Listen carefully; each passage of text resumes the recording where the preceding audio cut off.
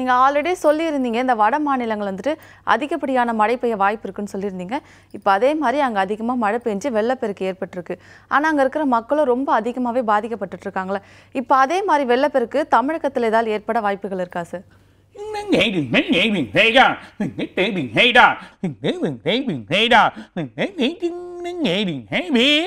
கண்டிப்பாக நம்ம சொன்ன மாதிரி இதுவாக இருக்குது. அதே நேரத்தில் தமிழ்நாட்டில் 6 நாள் தொடர்ந்து மழை இருக்குது.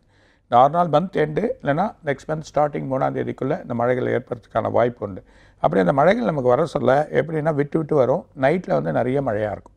ஸோ நைட்டில் தொடர்ச்சியாக அதிகமான மழைகள் ஏற்படுறதுக்கான வாய்ப்பு உண்டு. இது விட்டா ஆந்திரா, கேரளா, இந்த கேரளாவோட பார்டரில் மிகப்பெரிய வெள்ளம் காத்துன்னு இருக்குது. இது இல்லாமல் பெங்களூர் தாண்டி ஹூக்லியாக இருக்கலாம், இல்லை அது கேரளாவுக்கு அந்த கர்நாடகா கேரளா அந்த பார்டரில் இந்த ஹூக்லி அது சம்மந்தப்பட்ட இடம், மைசூர் அதுக்கும் தாண்டி இருக்கக்கூடிய ஒரு இது ஒரு கிராமம் ஒரு முழு தண்ணியில் மிதக்கக்கூடிய ஒரு நிலைமைக்கு ஒரு பெரிய ஒரு வெள்ளம் வந்து காத்திருக்கு. இந்த வருஷம் நம்ம முதல்ல ஆரம்பிச்சில் ஜனவரி மாதம் ஆரம்பிச்சிலே நம்ம சொல்லியிருக்கோம் மழை அதிகமாக எதிர்பார்க்க வேண்டியிருக்கோம்.